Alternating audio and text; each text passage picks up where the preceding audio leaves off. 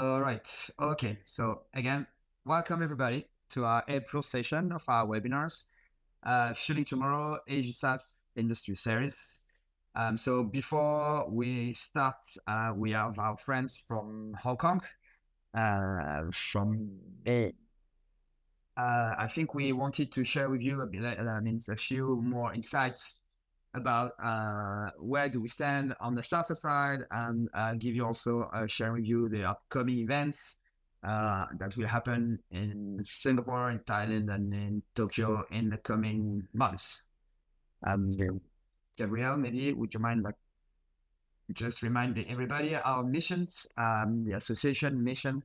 So we are an independent nonprofit association, and again, every word is important. We don't represent one single country or one single industry. We really represent Asia and the whole SAF ecosystem.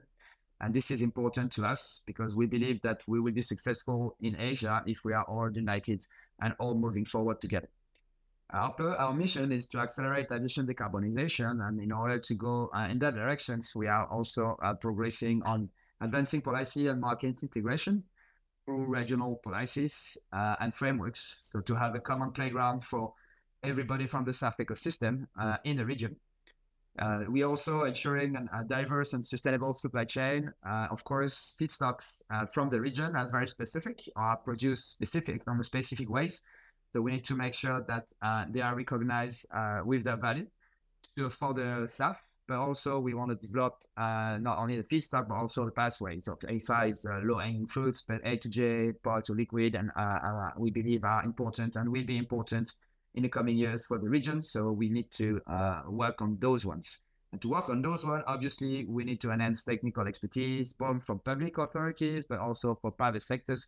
And that's why we have, as a platform, Uniting Asia, we are a platform where we build capacity, we do some training, and we share also good practices with the whole industry.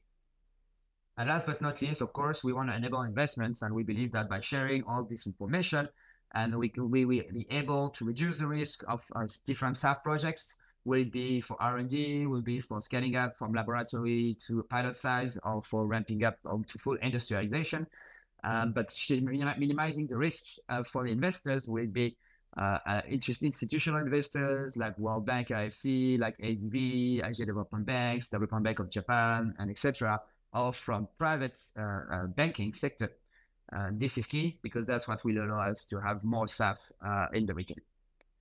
Our focus as well, important, our regional focus. We are now we are focusing on 48 countries of Asia. This is the United Nations definition of Asia, which include Southeast Asia, Japan, South Korea, China, India, Middle East, and Pacific. Next one, please, Gabriel.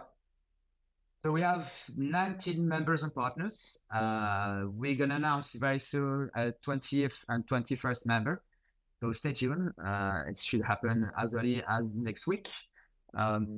Industry players as well from the region are international, but with a very strong footprint in the region. So you see that maybe Korean Air, 1.5, Total Energy, LanzaJet, DHL, Airbus, Bureau Veritas, EU ASEAN Business Council, GU, Sky Energy, Marquis Energy, Quantum Commodity Intelligence, SAF1, A-Star, Sustainable Aviation Future Congress, General Index, Key, AREG, and the World Bioenergy Association. So again, a wide spread of different partners from the whole ecosystem, and keep counting on more members to join us. We are also not only organizing our events, but we are invited also to speak to our events for April, for second half of April and the beginning of May. We're going to be speaking at the August Biofuel Conference in Singapore, but also we're going to be there at the Sustainable Aviation Congress, the biggest one in Amsterdam. And of course, we're going to have also more events second part of May and in June. We'll go back to that. So don't hesitate here to come and connect with us as well. Good opportunity to connect, right? So we have also, you might have heard already, but I think good to repeat. We are also organizing our own events, and that's why we call the Summer of SAF series, because it's quite intense around summer. So we waited for the sun to come up. some region in Southeast Asia, you have sun all the time, but let's say that for other parts. So the first one would be in May 9th. It's a joint event with Enterprise Singapore. Enterprise Singapore is a government-owned company from Singapore. So we're organizing that event on the side of Ecoceres Week in Singapore. We have then an event called IPS for Innovation and Policy Summit in Thailand, in Bangkok, for 2 days, 10 and 11 of June.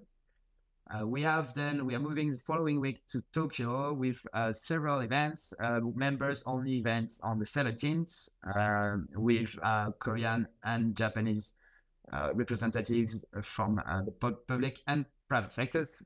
And then on the 18th, we'll have our Innovation and Policy Summit again in Tokyo, attending by between 100 and 150 people with a lot of different topics on SAF. And then, of course, we are planning also other events in the second half, targeting Indonesia and Singapore, still TBC, but that's our plans. So maybe a bit more details about our two mainstream events, IPS, the one in Thailand. So it's organized with the support of a Federation of Thai Industry, the Renewable Energy Club, and also with the Thai government. Next one, please. Thank you. So this is our agenda for the 2 days. So quite heavy agenda. We have some speakers that are already confirmed, some others that are confirming. But you see that we are going to cover a lot of different aspects of the SAF ecosystem, focusing both on Thailand, but also on the regional approach, because that's where ASAFA is also supporting the region. Next one, please, Gabriel. So in Japan, we mentioned to you, we have a Japan on the 17th exclusive roundtable with both Japan and Korean executives, where we're going to deep dive on, okay, how can we improve the adoption of SAF in Japan and Korea from a different perspective, including government officials, producers, feedstock, financials, and industrial producers, right? And airlines, of course. And then on the 18th, we're going to have our Innovation and Policy Summit, IPS, with a one-day intense agenda as well. Topics are going to be a bit different from the Thailand ones, because of course we are also adapting to the country. We might talk about carbon, and not only SAF, but also a bit of carbon removals, for example, and different topics like this. So I leave you a bit of time to have a quick look at it. Those brochures for our events, they're available on our website, so don't hesitate to check the website if you want more information. And you can always also contact us to express your interest in joining and speaking, or whatever, or sponsoring, obviously. Thank you, Gabriel. Next one. And we have also, as we are in Tokyo the week of the Japan Energy Summit and Exhibition. So it's a big event gathering more than 6,000 attendees. And we have been requested by them to organize a dedicated SAF panel. So on the 19th, the second day of the event, in the morning, we're going to have a panel dedicated on SAF for 1 hour, where we're going to have, I'm going to be the moderator, and we're going to have 4 to 5 of our members debating on SAF during that event. So I think, if I'm not mistaken, that's the end of the events that we wanted to share. Now let's focus on our webinar. So please allow me to invite our distinguished panelists. So first, Mr. Martin Lau from BEC, Business Environment and Council from Hong Kong. He's the head of policy and research. So he leads the team to develop clear policy position on pressing climate and environment topics in Hong Kong, through undertaking research on latest domestic and international trends, engaging with the Hong Kong South government, and connecting insights of the local business sector. So I'm going to let Tim introduce a bit more himself, but we have also Mr. Nicolas Shin. He's from Cathay Pacific. He's the head of climate action since April 2022. You can imagine that he's been quite busy, and is responsible for climate change-related affairs, including carbon markets, sustainable aviation fuel, climate risk, as well as Scope 3 emissions. Before joining Cathay, Nicolas was part of Guangdong Pilot Emission Trading System, so ETS, for the one that are familiar, and the China National ETS Aviation Sector Task Force as well. And last but not least, coming from Ecoceres, Mr. Zachary Heng is the key account manager. So Ecoceres, I'm sure you are familiar with them. I hope so, because they are a key player in Asia. So they are pure play renewable fuel producers with over a decade of experience in biomass utilizations, backed by investors like Town Gas, Bain Capital, and Kerogen Capital. So in his current role, Zachary is responsible for sales and marketing of SAF in the Asia Pacific and Middle East markets. And before joining Ecoceres, Zachary spent 10 years in ExxonMobil. All right, so gentlemen, we're going to start first with our presentation from Merlin. Oh, yes, thank you, guys. Gabriel, I forgot to say, please don't forget to complete the webinar survey at the end.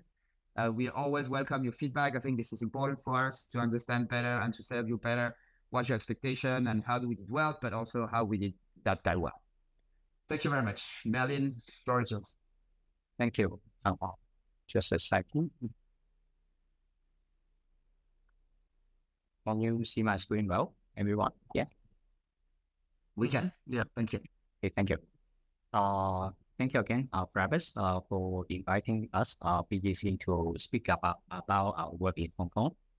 Today, I will mainly give you a short overview about this Hong Kong South Sustainable Aviation Fuel Coalition, SAFC, we established January 2024, and some of the current agenda that we are pushing. In particular, I will also tell a little bit about the recent policy white paper that we released in terms of like driving policy efficacy in Hong Kong.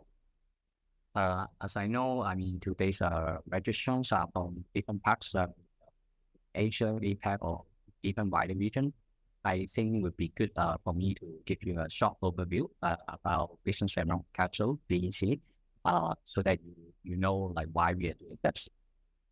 So first, we are quite some time already. We are over 30 years in Hong Kong. And so we have a dual entity. On one end, we are a legal non-profit in Hong Kong. So we are tax exempted. So sort of like characterized as a charity in Hong Kong. So the work we are doing, most of them are non-profit in nature. And secondly, we are also a membership-based organization. When I say membership-based, they are from corporates, like businesses from different sectors across Hong Kong. So not necessarily on aviation, but it could be from property development, other transport, or like even professional consultancy. Right now we have 300 plus members, and it's not that big, but in terms of talking about climate and sustainability, we are one of the most niche organizations in Hong Kong to focus on the subject. Vision and mission, I don't think I'll read that now, but basically we do two things. On one hand, we really drive policy efficacy change. For instance, like today we talk about SAF.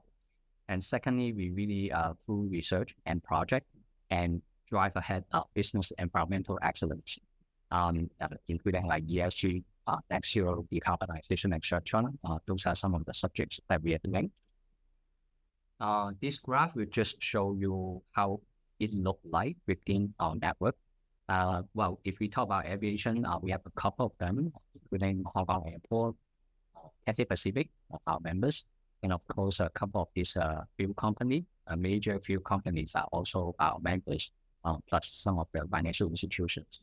So for those who are in Hong Kong, you may be already very, very familiar with these names. But for those not, happy to tell you more about that later. I will go into the SAF subject, but I would also want to give a bigger picture, like how we drive climate and sustainability agenda. So currently we have three environmental focus areas: climate change, circular economy, and sustainable living environment. So in climate change, we really talk about like SBTI, decarbonization roadmap, transition pathway. So a lot of the strategic discussions, even maybe related to SAF, about carbon market in a sense, like carbon credit. So on circular economy, it's about resource circularity. Like you can talk about waste management. Somehow the SAF subject can also fall under that. We talk about using, let's for instance, like use cooking oil in this case to cost circularity. And then within the sustainable living environment, we talk about various decarbonization initiatives, like sectoral decarbonization. So actually, we are quite glad that we have the opportunity to work on this, like with our coalition partner on SAF. But previously, we have done quite a bit on like a road EV. We actually support the government to release the popularization of EV vehicle market in Hong Kong. And we are also doing a couple of other new energy subjects. And for instance, one of them is electric battery recently. And then I will go straight into today's sharing about SAF. So essentially, Hong Kong Sustainable Aviation Fuel Coalition is part of BEC initiative. So it's not itself an organization, but BEC sort of like incubate this initiative. And I'll tell you more about this later. I first extract this graph. Maybe for those of you familiar with SAF, you already know different countries have different targets. And we sort of categorize them in short, medium, to long term. As you can see, many of them, let's try 1 to 2% in the short term. And then like, by 2030, around that, maybe start to deviate 5%, 10%, etc. And then we have a very long ahead, like target set by different countries. So why am I showing that? Because that poses a real urgency and countries are taking action. And until now, Hong Kong has not yet set an official target, but I will tell you more later. But this graph tells you that, so that's a real drive, like for those stakeholders in Hong Kong to consider the SAF subject.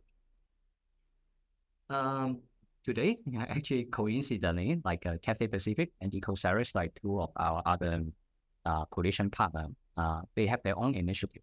For instance, Cathay has its own corporate SAF program, focusing on corporate like business traveler, so that to mobilize them to use SAF, at least driving the demand from a private company perspective.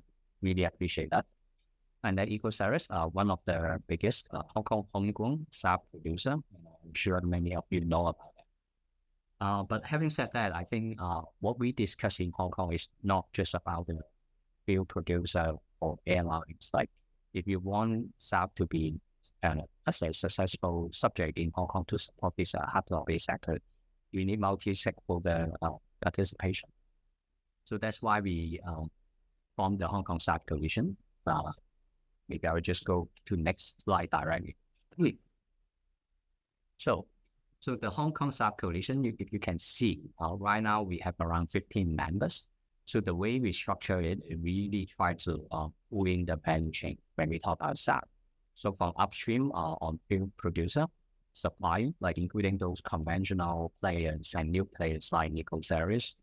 And then we're coming back within the airport ecosystem in Hong Kong, the airport authority, and some of the logistics provided within the airport. Why? I will also explain a little bit about that later. And then we have some airlines, including Cathay, for the like board of airline representative, and OEM like Airbus within the coalition. And last but not least, most importantly, right, when we talk about all this, it's not just about providing the supply and logistics. Someone needs to use. So just now I mentioned Cathay has its own corporate SAF program. So that means some corporate, because of their science-based target, they need to reduce their scope emissions. A couple of them are already buying SAF. Maybe not all the travel, but at least they starting to use SAF instead of conventional carbon offsetting scheme to sort of like demonstrate an actual commitment to reduce travel-related emissions. So I would say it's a quite close working partnership here, because we this coalition partner, we sort of like meet every quarter to talk about the subject, including they really contribute to the white paper. So what I'm going to talk about white paper, what is fascinating in a sense is that it really is a joint consensus among our partners. At least they make no disagreement for our final output to the government, in a sense that this product or this white paper, I think it provides an objective view to the government, because they always ask like who's stood behind, and we can always say we represent the whole value chain in the aviation industry.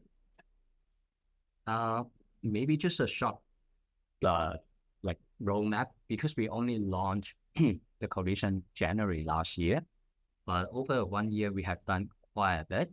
of course, like what Travis mentioned, we in the Hong Kong context, we do a lot of like engagement, including the mainland or Hong Kong authority, consulate, and even public education. But what I really want to stress is like last year, from March to September, we spent quite a lot of time working with our coalition partner to develop our policy white paper to the government to sort of like provide a view to the government to support them to drive the SAF agenda. And that's what I'm going to talk a little bit more about today.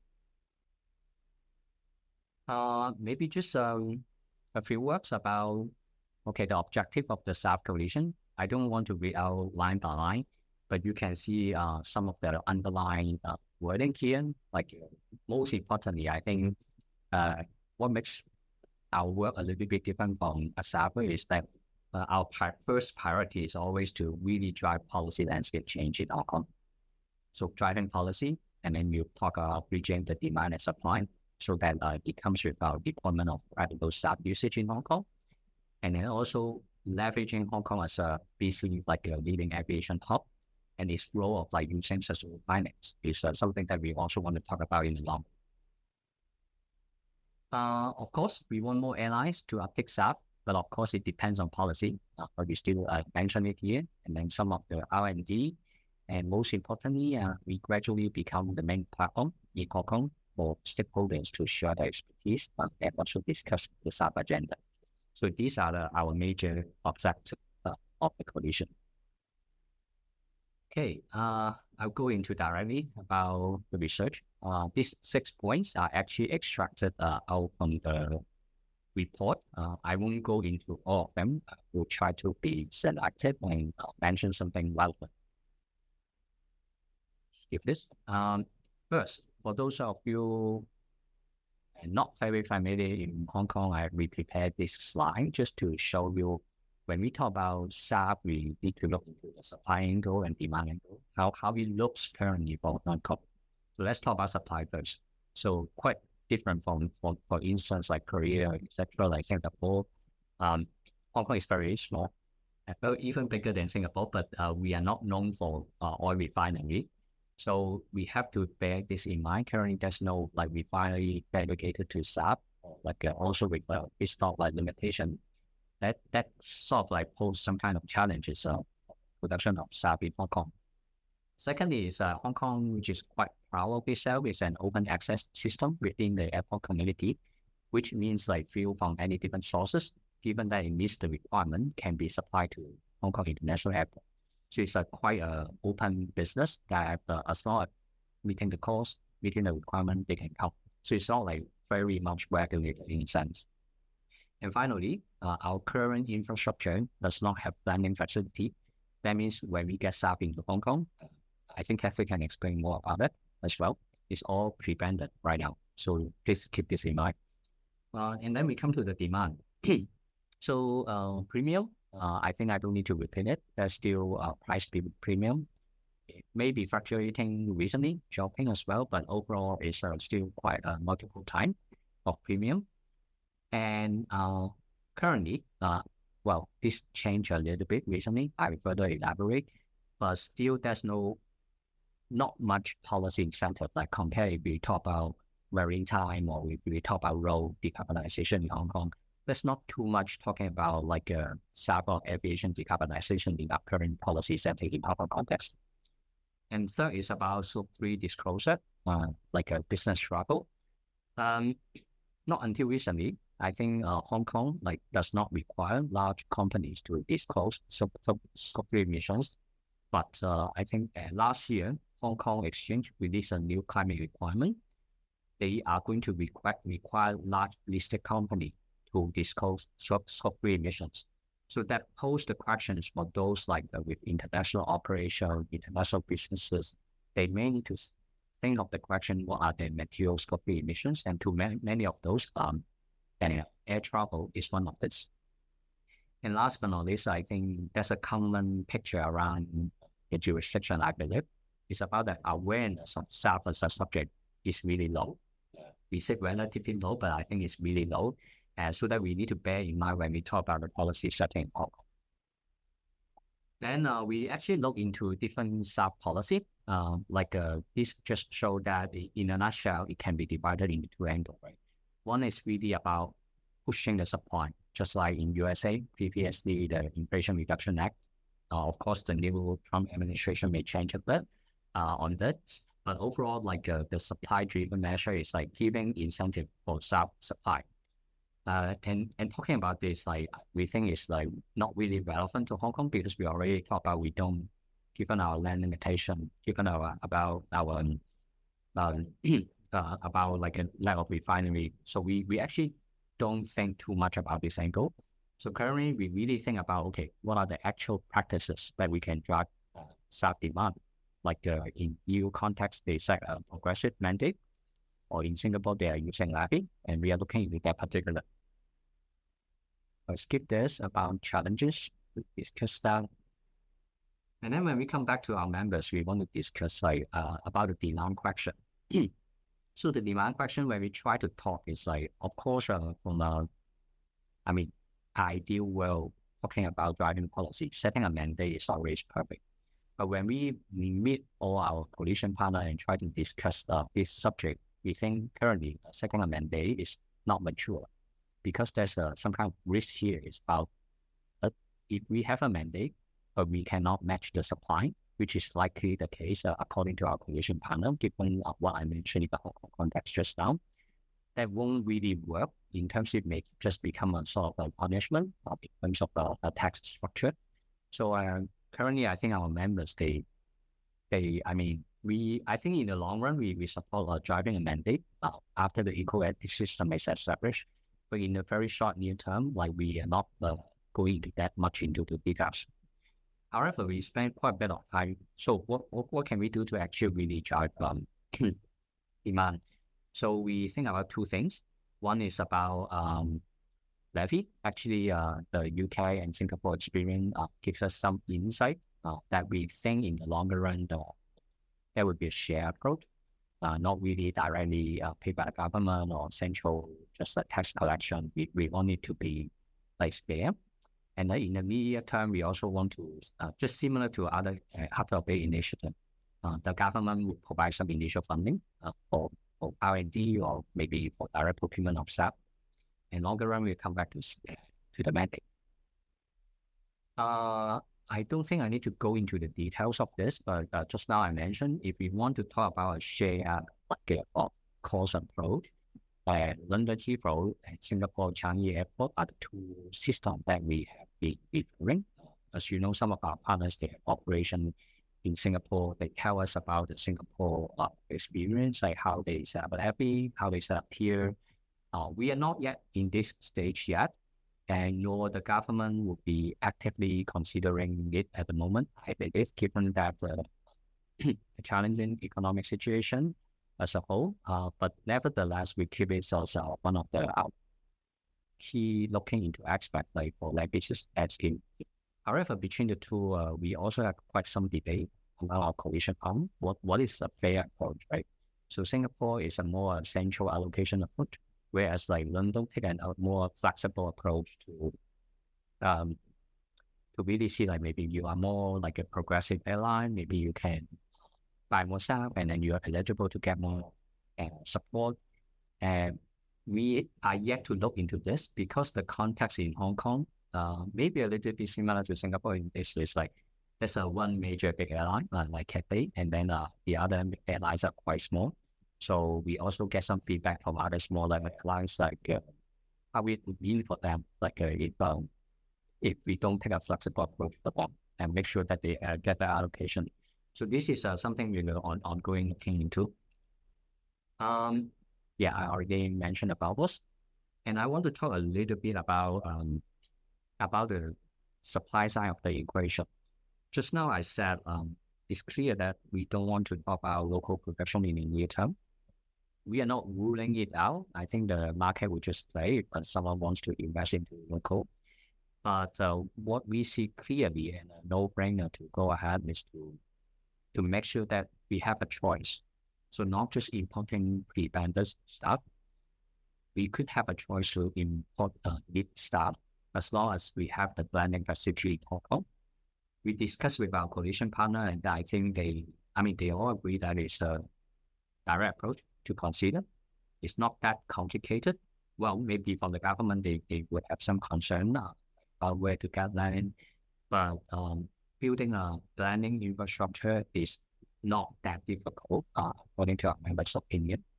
So in the medium term, we really want to actually provide opportunities to build up like a blending infrastructure in Hong Kong, so that some of the more options of SAF can be directly shipped to Hong Kong. So I want to summarize actually you can download the white paper. There's a QR code at the top. You scan it and then you can download it. But this is what we submitted to the Hong Kong government. I want to go from the right to left again.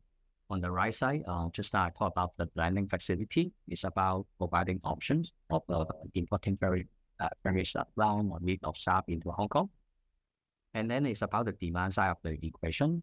In a very near term, we will really push ahead the different funding schemes in Hong Kong to sort of support looking into SAF as a subject. And in the medium term, we will look into a SAF levy study, at least from the coalition. I'm not quite sure yet from the government whether they're ready or not, but within our coalition, this is a subject we will be looking into. And it comes back to the main role of the Hong Kong government. We think the Hong Kong government, just like other decarbonization initiatives, they need to put up a SAF uplift blueprint. We see that in Singapore, we see that in EU, and then we see that also in other countries, maybe UK. And so right now we don't have yet. We have something. I'll tell you after this few slides. And then the other thing is we think, Hong Kong as a position, given an open ecosystem, then we should have flexibility to import SAF from different parts. And among that, because of the relationship with mainland China, we think it's a key strategy to really engage with mainland China, to know about their policy, to make sure that some of the production can be smoothly import into Hong Kong. So China engagement is one of the things that we will advocate. And last but not least, is about waste public awareness. Why? Because Hong Kong people are quite price sensitive, or in a sense. We had a municipal solid waste charging scheme discussed for many years already, but unfortunately last year it got deferred given the final pace of objection. And now we are talking about SAF is even, let's say, less known environmental subject. So whether people are willing to pay, we have a question mark even among us. So before we talk about a lot of charging, how to do this, we actually want to do more public engagement in the Hong Kong context.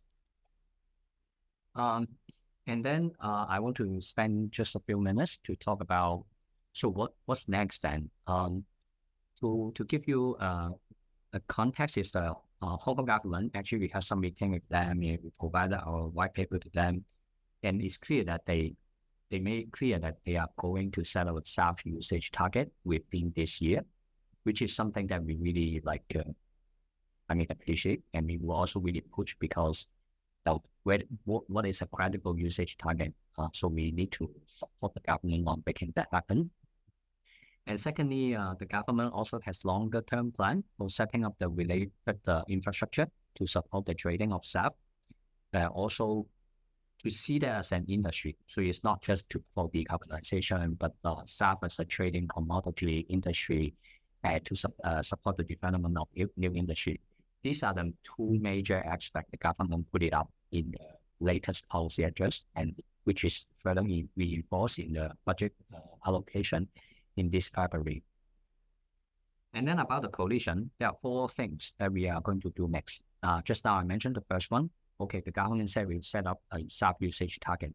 Our job is to make sure that whether the target is not too low, is credible, you can actually really, now if you have a target, let's say if you have 5%, how are you going to meet up the demand? Where do you finance it? And secondly, about infrastructure development, we will do sort of a study or analysis about the location in Hong Kong and how we should set up infrastructure, who would be paying for this, whether it would be part of the airport authority income, or whether private investment, etc. This is something we will try to explore within our coalition parliament. And then the lower two is really about buying, but we split it. One is about public education. It's one of the near-term things that we will do.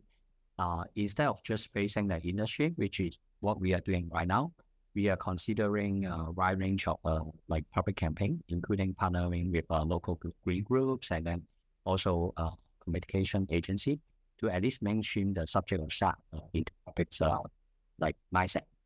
And last but not least, we will also strengthen the corporate buy-in. So Cathay's corporate SAF program is a good example, but we want to make use of some of the learning, the data. Maybe we interview some of our members of corporates, like what is your willingness to pay, and then what are some of the consideration factors. So in that sense, we sort of like structure a strategy to sort of mobilize corporate further support of the aviation decarbonization pathway.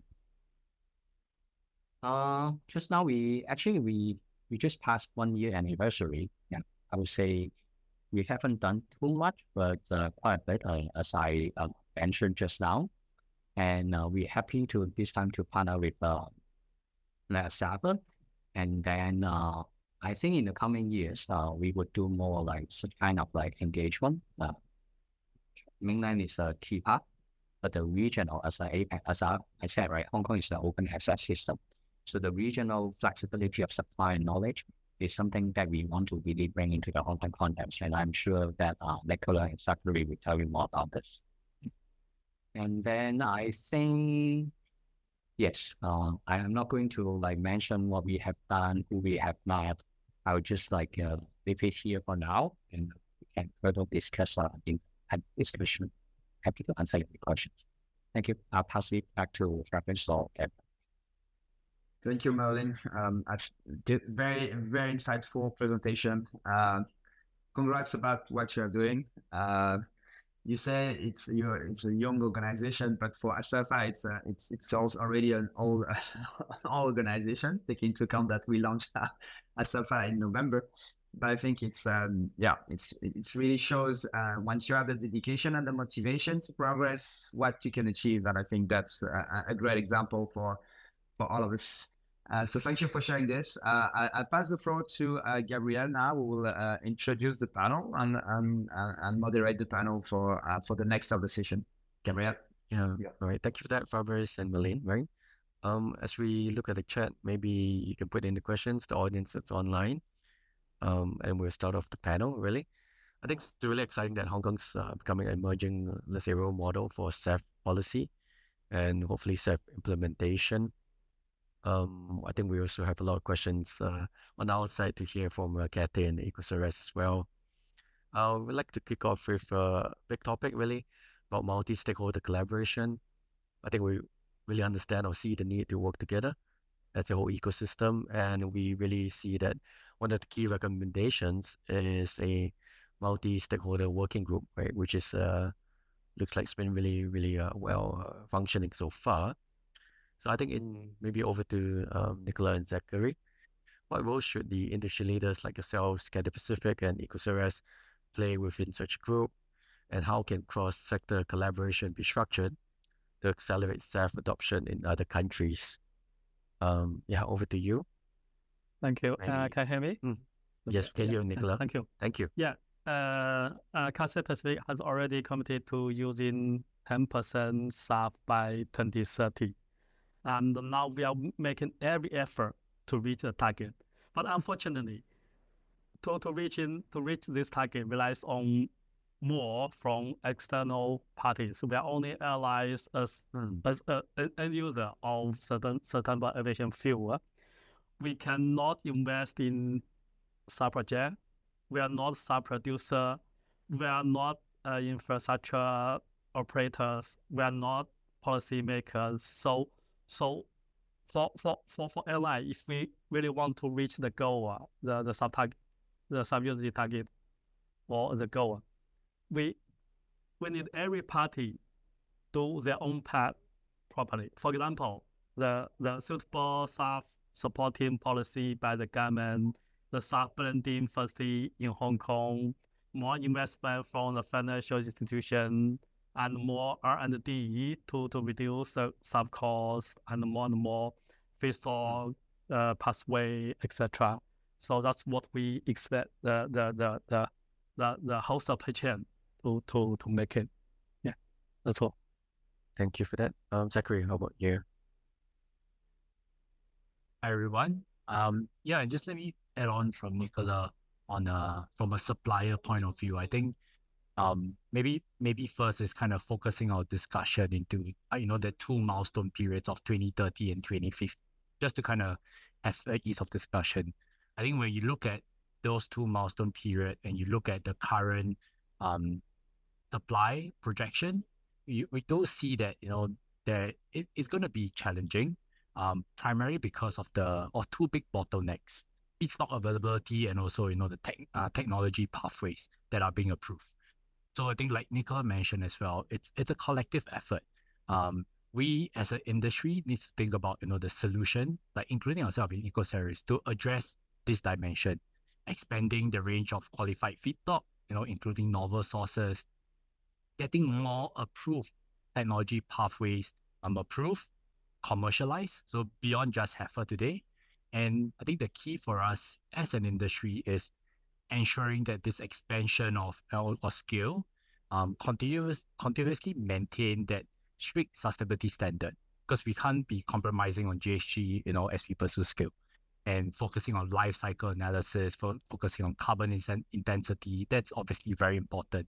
That's also, as a coalition, that's also what we'll talk to government about, and focusing really on these two elements. So that's kind of where I see it. Yeah, thanks for that. I think it's always supply and demand questions, right? In the nascent industry like SAF, we set out to really establish supply. I think Ecoceres is really got more plants right now, as we've seen. So we're still quite optimistic that there'll be at least enough supply in the coming years. But moving on to that topic about, I guess, expanding supply as well, many of these projects will involve quite a bit of new technologies, investments, feedstock collection, ecosystems. Somewhat in the industry, people say whether it's profitable or is it bankable.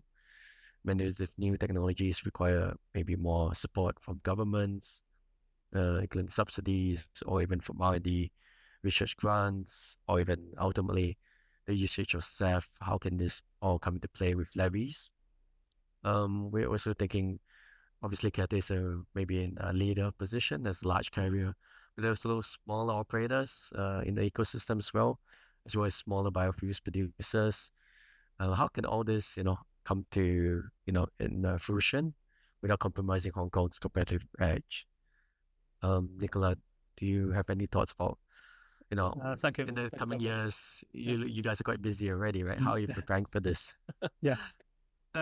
In general, there are two outstanding issues in SAF industry. The first one is availability issue, which means there are not sufficient SAF supply for airlines, but it's at global level, right?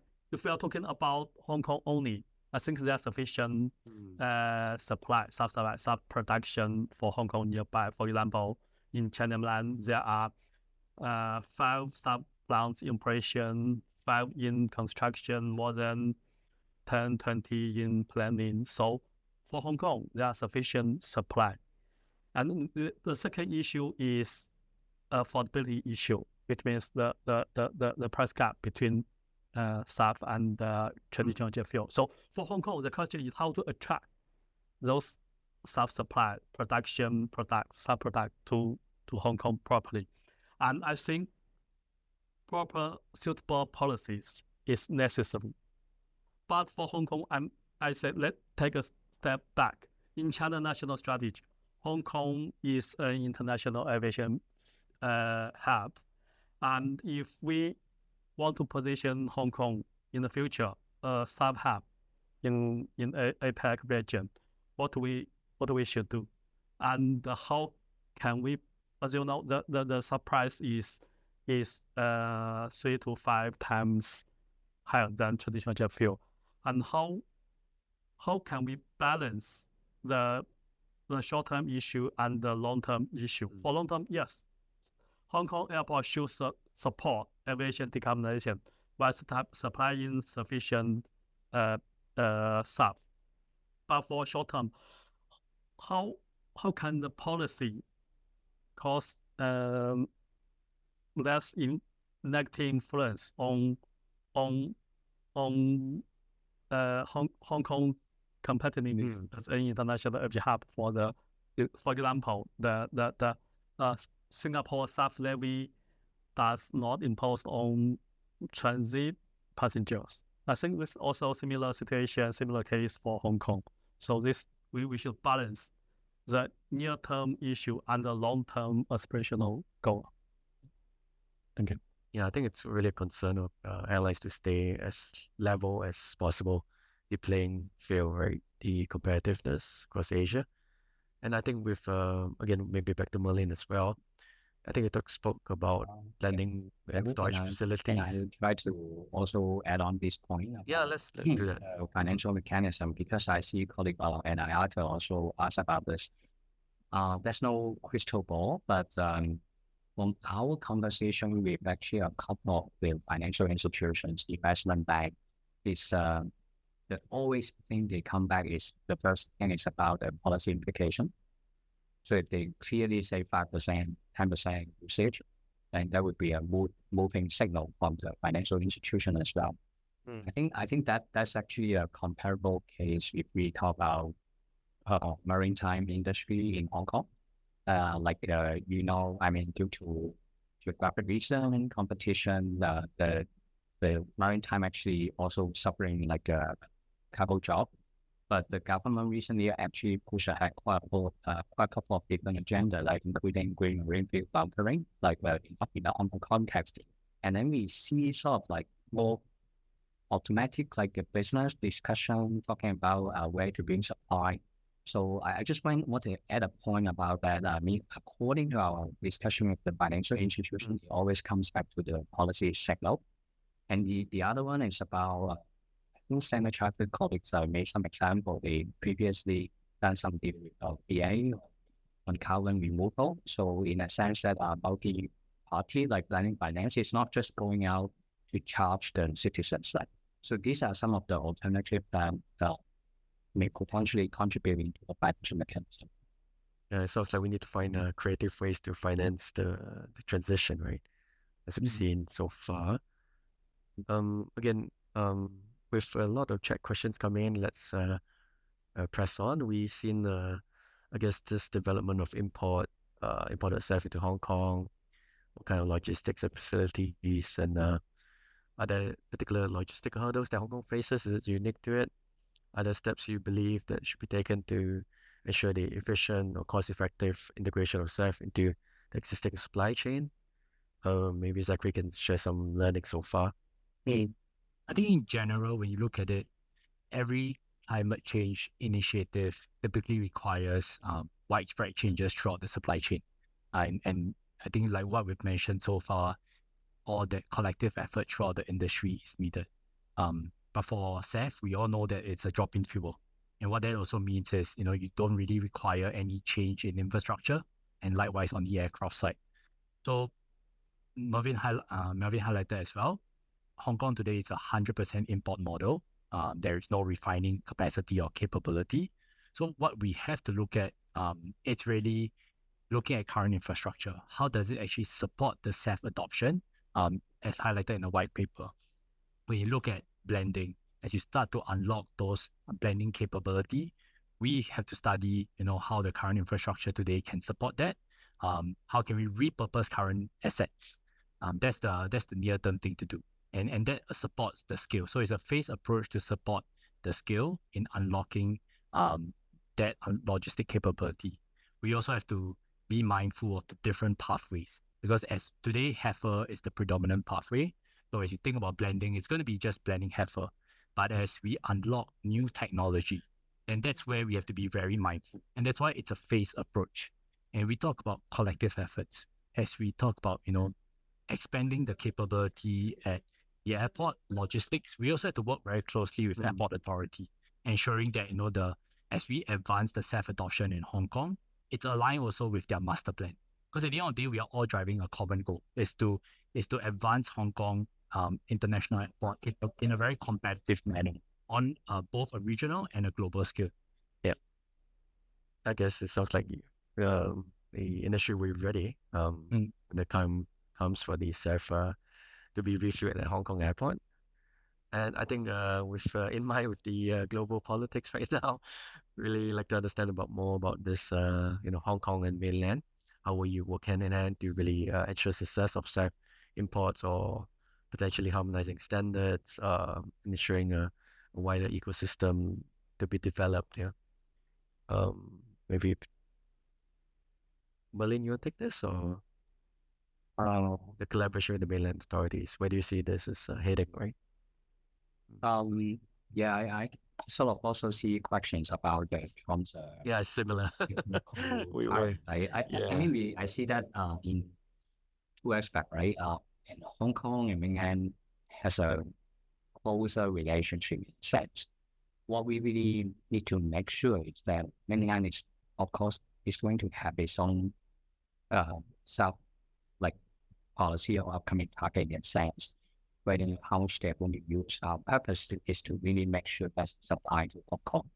I think that's our main goal. And having said that, about the US, I don't have an answer. I'm not a tax expert, but what I can say is we are still in close discussion with the US counterpart, and actually the US counseling is also bringing delegation of the soybean industry, those are producing renewable diesel. For them, they still need to see that as an export business. So my personal, my answer is that like we are not going to see a tariff in the long run. Like if that is in the long run, that everyone would suffer. What I still see, according to our conversation with at least the government working level, they still want to export their product. So this would be the points that I wanted to add. And secondly, maybe I think some also asked about standardization. Our colleagues in Hong Kong, I think we do face a specific situation that we need to fulfill both. I think Nicola can further answer that. Like we need to sort of fulfill both requirement in like national standard as well as international standards. So these are the subjects that we would continue the discussion with the mainland counterpart and authority. Nicola, would you want to comment on the standards? First, the standard first. We know there are many standards in sub-industry regarding both airworthiness certification part and sustainability certification part. And then later there will be some standards on board and claim, scope 3 selling, something like that. So, and as I know, there's some existing standards in US, in Europe, but now China is also developing their own standards regarding airworthiness certification and as well as sustainability certification. So I think maybe Hong Kong can play a role of combining them together. For example, mutual recognition or something like that. I think this is Hong Kong can say. So it's like definitely be talked about and worked out together, right? Yeah, bridging. Okay, and I think we were focusing on the things that we have control over, looking ahead, what emerging SAF technologies or production methods we talked about, potential game changers for the SAF industry, and where can Hong Kong play a bigger role to capitalize on innovation and setting, let's say, better policies. And back to the floor. I think for Hong Kong specifically, one angle that we look at is obviously green financing.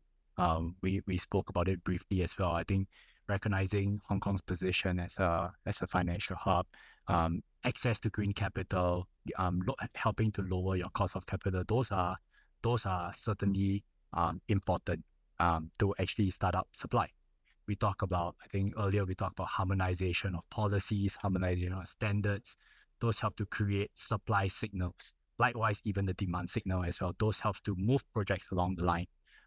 So that's certainly something that will help the industry move forward. technology advancement is certainly needed as well because it leads to more cost-effective processes. And this obviously supports the whole overall sustainability of SAF adoption.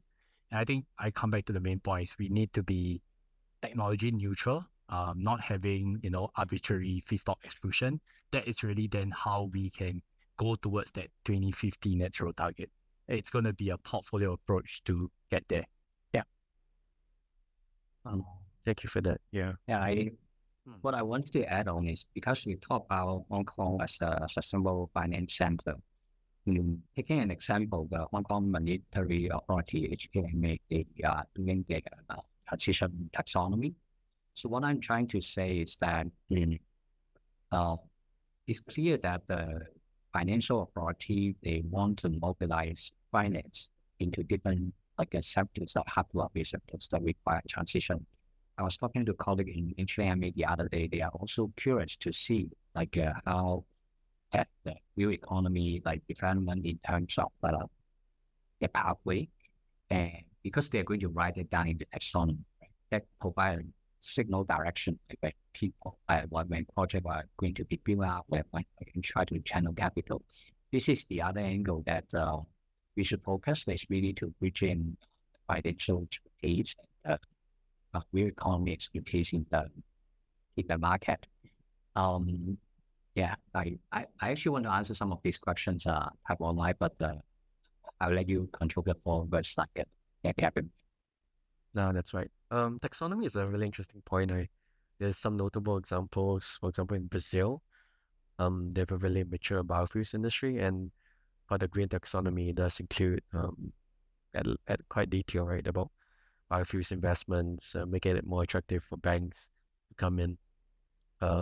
Because that's governed in a way. We haven't seen the likes of that in the green taxonomy proposals in Asia, but this is also very new. We certainly hope policymakers, especially those in the finance departments, can work hand in hand to really look at this closely. Any other thoughts about carbon markets as well? I think that's something on panel that we couldn't cover today.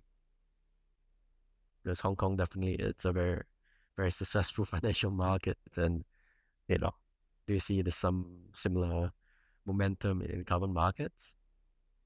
For carbon market, I think if we really compare between Singapore and Hong Kong, definitely Singapore is doing much more.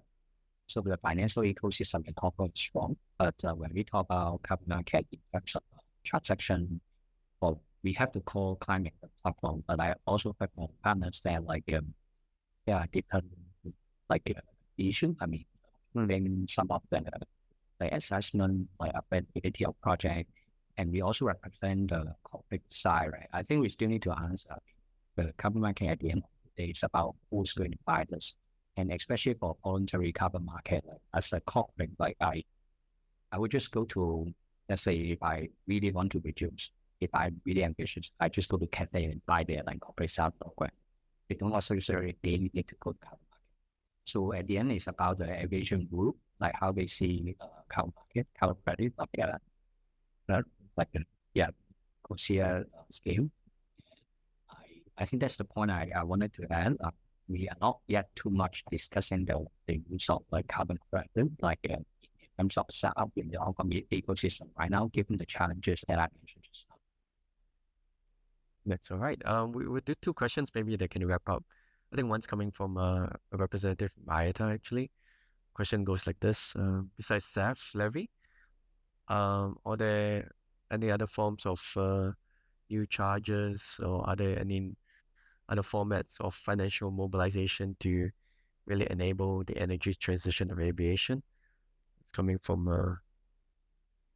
it's really asking, I guess, other sources of financing or demand, right? Do you have any views, the panel?